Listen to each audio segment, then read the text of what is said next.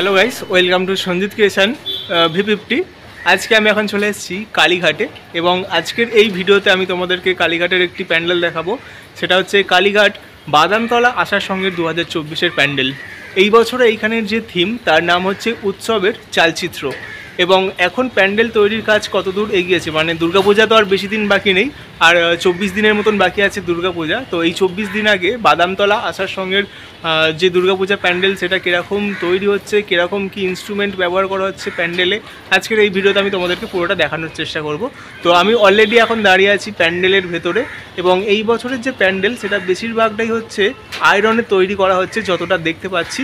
তো কীরকম তৈরি হচ্ছে আমি তোমাদেরকে দেখাচ্ছি, তোমরা দেখতে থাকো। এবং এই প্যান্ডেলের সবথেকে কাছে আরও একটি প্যান্ডেল হয়, সেটা হচ্ছে কালীঘাট 66 পল্লীর প্যান্ডেল। তার ভিডিও কিন্তু অলরেডি আমার চ্যানেলে আপলোড করে দিয়েছি, তোমরা যারা দেখোনি কিন্তু দেখে নেবে। আর এই প্যান্ডেলের সবথেকে কাছের যে রেল স্টেশন সেটা হচ্ছে টালিগঞ্জ, এবং সবথেকে কাছের মেট্রো স্টেশন সেটা হচ্ছে কালীঘাট। কালীঘাট মেট্রো থেকে 6 মিনিট মাত্র হেঁটে তোমরা এই প্যান্ডেলে চলে আসতে পারবে। তো চলো আজকের ভিডিওটা আমি শুরু করছি, তোমরা দেখতে থাকো। সো গাইস, এই হচ্ছে প্যান্ডেলের একদম এন্ট্রি গেট, মানে এটা হচ্ছে প্রবেশপথ।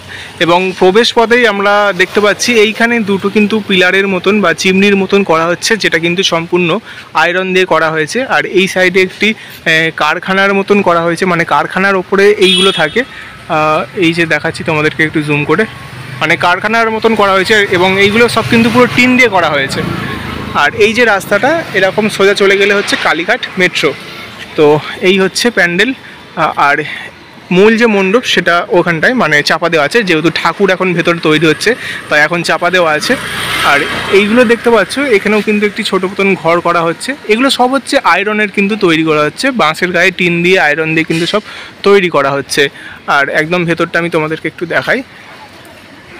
এই হচ্ছে প্যান্ডেলের একদম ভেতরের অংশটা। তবে মেন যে পোর্শন, মানে যেই জায়গাটায় ঠাকুর থাকবে সেইখানটাই তিরপলের ওই পারে হচ্ছে ঠাকুর তৈরি হচ্ছে।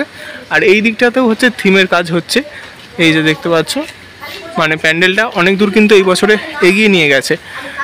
তো এই দিকেও ছোট ছোট ঘর করা হচ্ছে, মানে একদম মাথার দিকে একটি ছোট মতন টিনের ঘর করা আছে এবং তার নিচেও একটি ঘর আছে।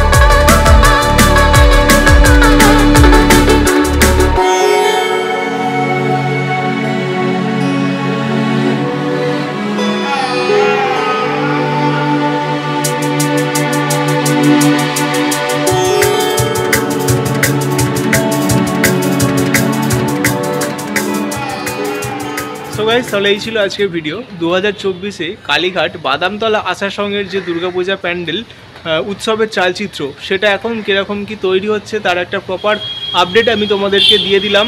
তবে ঠাকুর কিন্তু প্যান্ডেলের ভেতরেই তৈরি হচ্ছে। ঠাকুরটা আজকে ভিডিওতে দেখালাম না, কেননা এখন অ্যালাউ করছে না ঠাকুর দেখাতে।